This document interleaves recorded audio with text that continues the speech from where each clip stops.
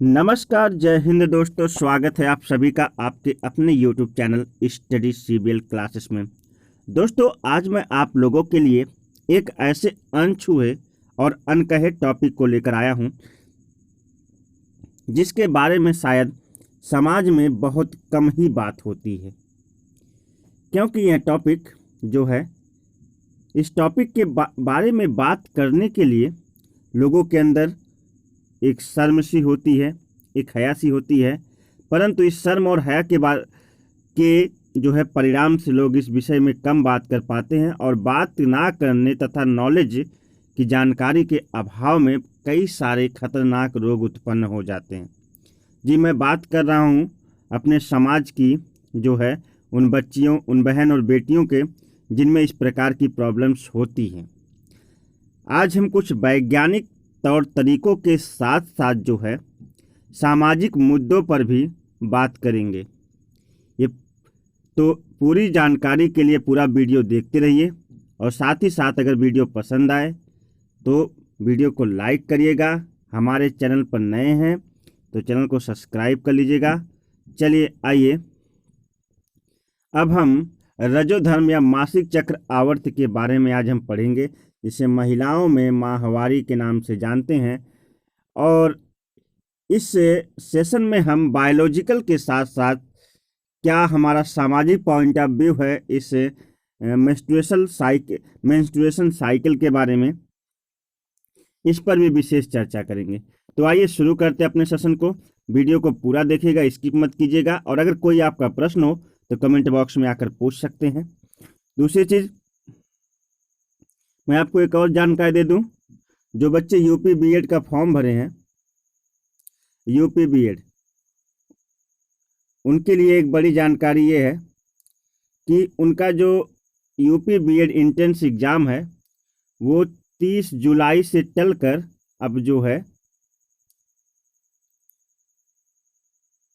6 अगस्त को चला गया है। जी हाँ दोस्त, सही सुन रहे हैं। अब आपकी यूपी बीएड एंट्रेंस एग्जाम परीक्षाएं 30 जुलाई से नहीं होंगी, बल्कि मैं 6 अगस्त से होंगी, और ये आपका अपडेट जल्दी ही आ जाएगा। चलिए आगे बढ़ते हैं। तो कह रहा कि मादा में जनन काल के प्रारंभ के साथ ऋतुस्राव प्रारंभ हो जाता है। जनन काल प्रारंभ के साथ साथ क्या हो जाता है? ऋतुकाल प्रारंभ। वह काल जिसमें एक मादा जो है जनन प्रक्रिया करने में सक्षम हो जाती है, उसे जनन काल कहते हैं। और उसी के साथ ऋतुस्राव भी प्रारंभ हो जाता है, जो जनन काल की समाप्ति के पश्चात ही रुकता है। मतलब कि जब मादा में जनन करने की क्षमता समाप्त हो जाती है तभी यह ऋतुस्राव भी रुकता है। मादा में जनन काल 12 से 13 वर्ष की आयु से प्रारंभ होकर 45 से 50 वर्ष की आयु तक चलता है। यानी 12 से 13 वर्ष की आयु से प्रारंभ होकर के यहाँ पर जो है 45 से 50 वर्ष की आयु तक चलता है। हालांकि जो जनन काल की प्रावस्था है वो 12 से 13 वर्ष में ही शुरू हो जाती है। आइए आगे बढ़ते हैं।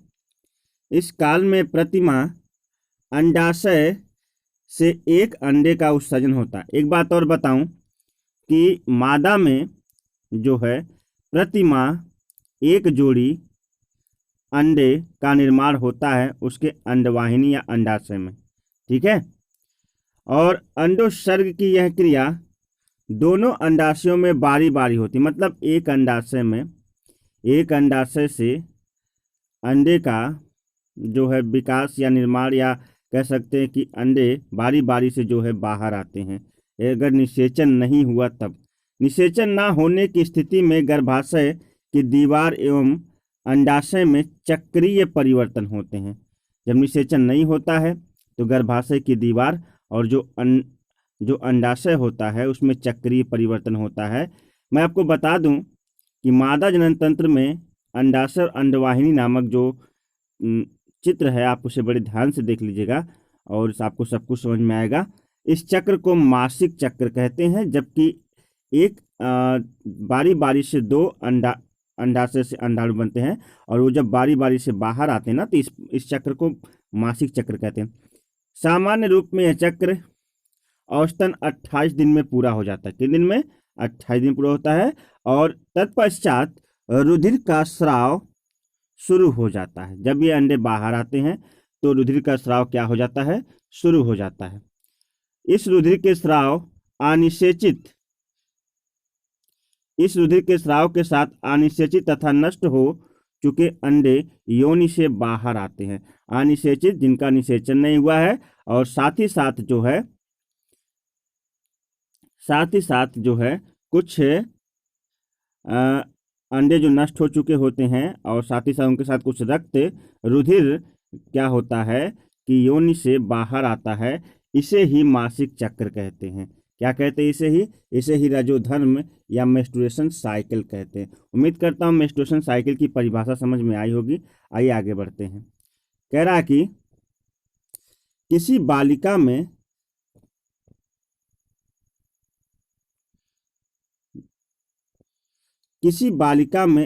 के जीवन काल में प्रथम बार रजोधर्म ऋजुस्राव की घटना को रजोदर्शन कहते हैं।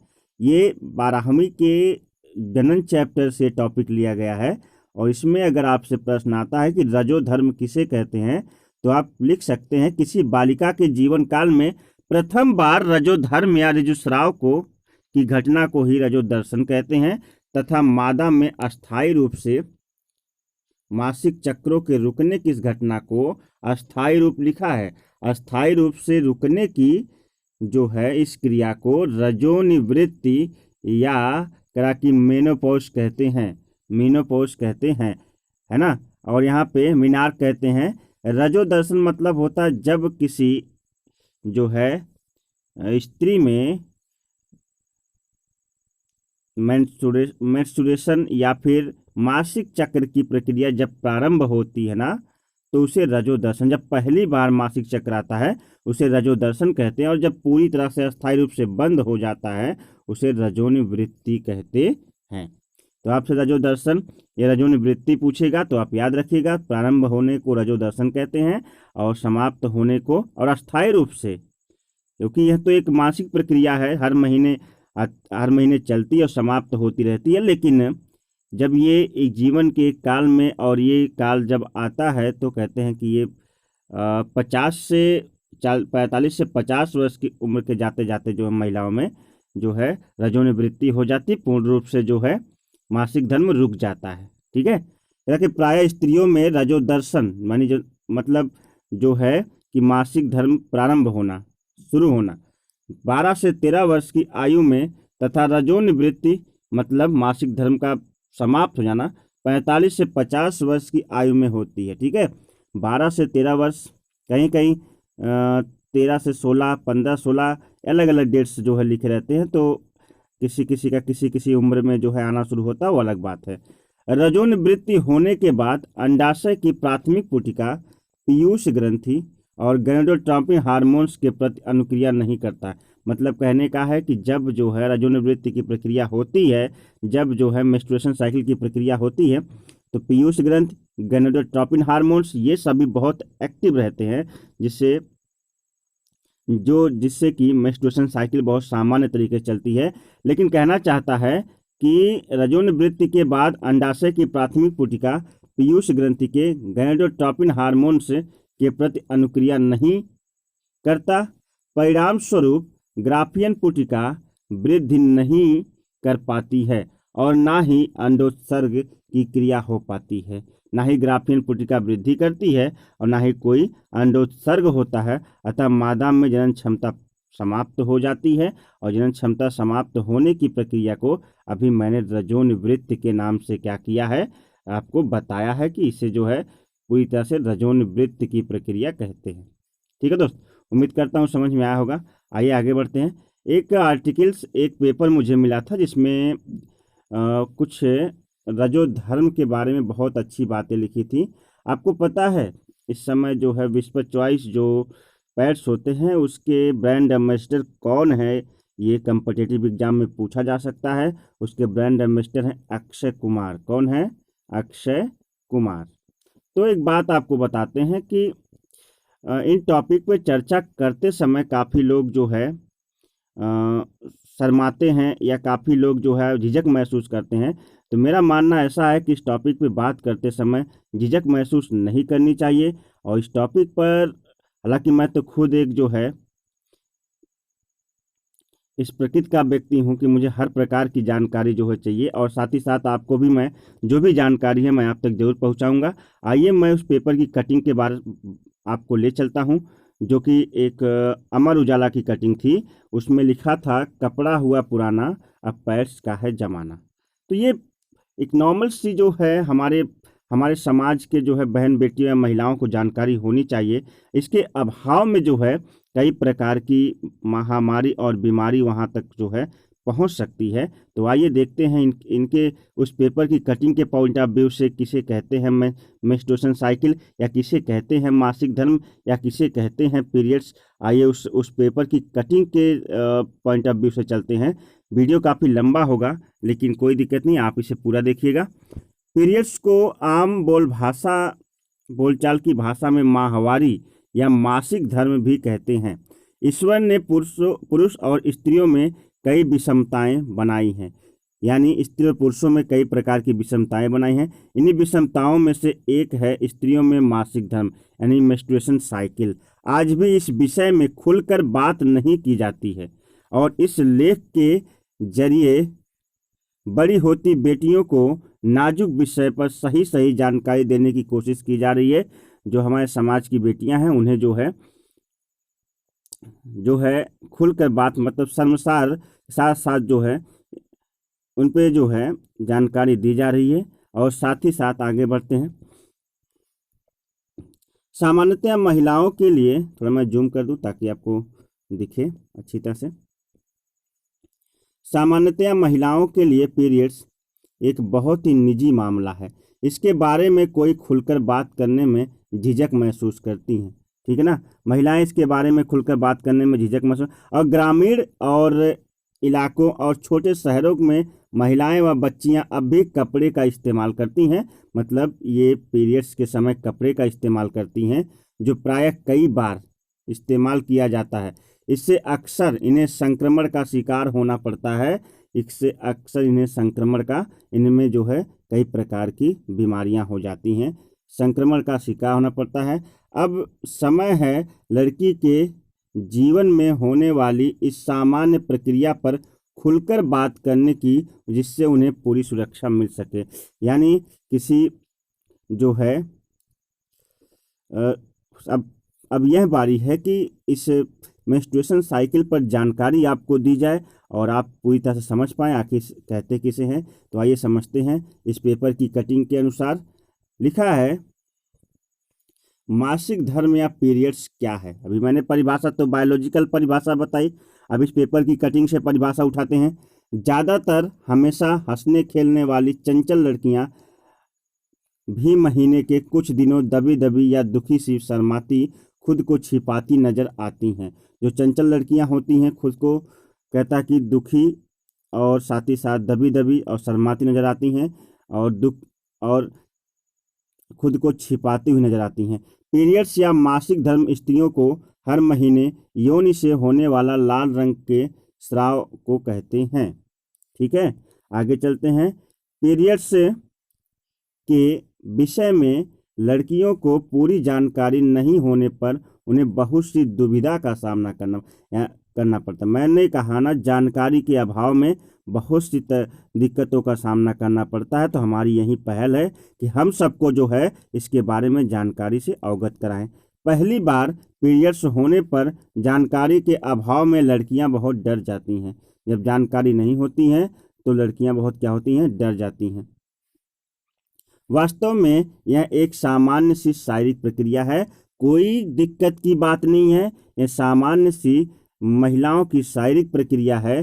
पीरियड्स किस उम्र में शुरू हो जाते हैं, तो आइए आपको बताते हैं कि पीरियड्स जो है अमूमन 9 से 16 वर्ष के बीच शुरू होने वाले पीरियड्स, कि अमूमन 9 से 16 वर्ष के बीच शुरू होते हैं। और उसमें मैंने आपको 12 से लेकर के 12 से और वहाँ पे जो है 16 बताया था, तो कोई इसमें वो नहीं है। अब ये 16 के बीच ही शुरू होते हैं। तो 9 से 16 वर्ष जो है के बीच शुरू हो जाते हैं। पीरियड्स हर महीने के 21 पीरियड्स हर महीने के 21 से 45 दिन के बीच आते हैं। हर महीने से 21 से 45 दिन के बीच, यानी हर महीने में जो है ये 21 से 45 दिन के बीच आते हैं। एक पीरियड से पहले दिन से लेकर अगले पीरियड के अगले दिन तक को समय को ही मासिक धर्म कहते हैं। एक पीरियड्स के पहले दिन से लेकर के अगले पीरियड के जो है अगले पीरियड के पहले दिन को, यानी एक पीरियड शुरू हुआ और समाप्त हुआ, फिर जो अगला पीरियड शुरू होगा उसको कहते हैं मासिक धर्म। ठीक है, शुरुआत में यह थोड़े अनियमित हो सकते, मतलब जब ये प्रारंभ होते हैं बच्चियों में, तो ये थोड़े अनियमित हो सकते हैं, पर उम्र के साथ साथ ये 3 से 7 दिन के नियमित चक्र का रूप ले लेते हैं। धीरे धीरे जैसे जैसे उम्र बढ़ती है, यह एक नियमित चक्र का क्या करते हैं, रूप ले लेते हैं। अब कह रहा कि हर महीने की ब्लीडिंग कमजोरी लाती है। क्या पीरियड्स के हर महीने की ब्लीडिंग कमजोरी लाती है?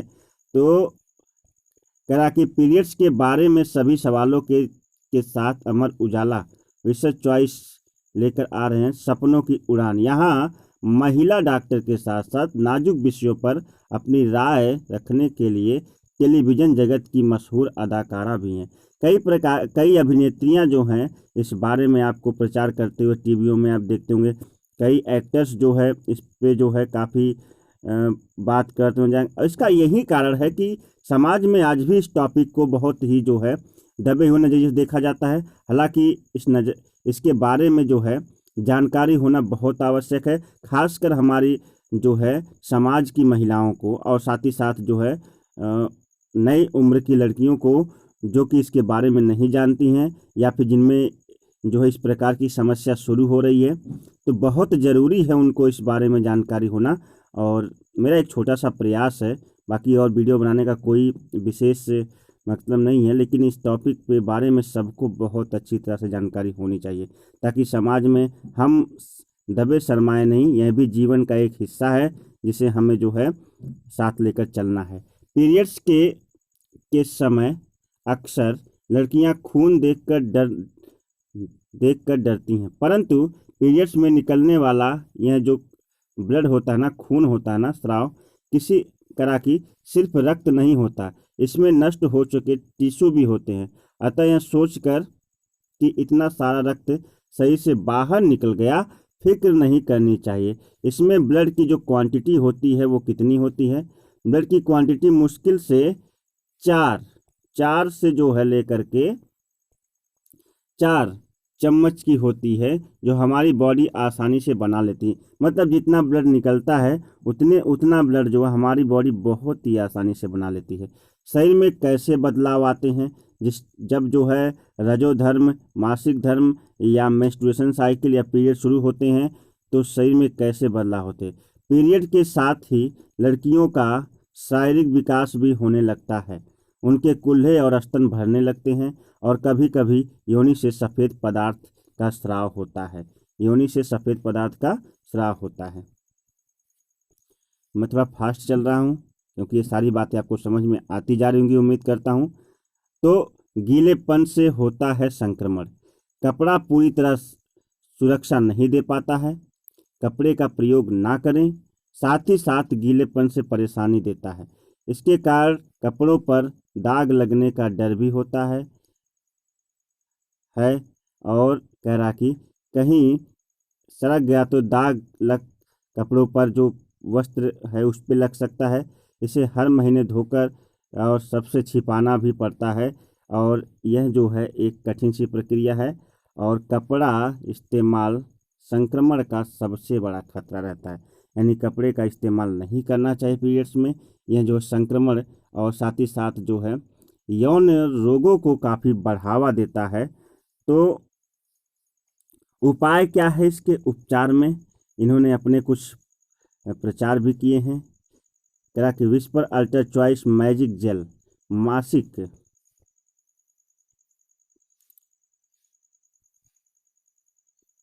मैंने हालांकि उपचार भी लिख दिया है थंबनेल में, तो मुझे बताना है। मासिक बहाव को जल में बदलकर अच्छे से दाग सोखता है। इसे पैड लंबे समय तक चलता, मतलब एक विस्पर चॉइस पैड का इस्तेमाल करना चाहिए जो गीलापन व संक्रमण से सुरक्षित रखता है। इस कारपेट को फेंकना बेहद आसान हो जाता है और अपनी बेटी उन दिनों को भी मुश्किल नहीं सुरक्षित बनाइए और बेटी को कपड़े की जगह पैड की सुरक्षा दीजिए ताकि वह नई उड़ान की ओर बढ़ सके। ये एक नियमित और साथ ही साथ जो है समाज में एक ऐसी प्रक्रिया है जिसमें कि हर बेटी या हर महिला, आप कह सकते हैं कि हर बहन बेटियां जो है इस बारे में बात करती हुई काफ़ी शर्माती हैं। तो इस वीडियो को इतना शेयर करिए कि जो है सबको जानकारी हो सके आखिर मेंस्ट्रुएशन साइकिल कहते किसे हैं, इसमें क्या क्या प्रक्रिया है और किस प्रकार की दिक्कतें आती हैं। और मेरा यह वीडियो बनाने का केवल इतना मतलब था कि समाज में अब भी बहुत सारे ऐसे अनछुए टॉपिक हैं जिन पर लोगों को बात करते हुए शर्म आती है, इन पर लोग बात करते हुए कतराते हैं। लेकिन अगर जानकारी की बात रहे तो मैं ज़रूर उस पर बात करूंगा। और साथ ही साथ मेरी वीडियो कैसी लगी ज़रूर कमेंट बॉक्स में बताइएगा। और मिलते हैं इसी के साथ एक नई वीडियो के साथ। तब तक के लिए नमस्कार, बाय बाय, जय हिंद।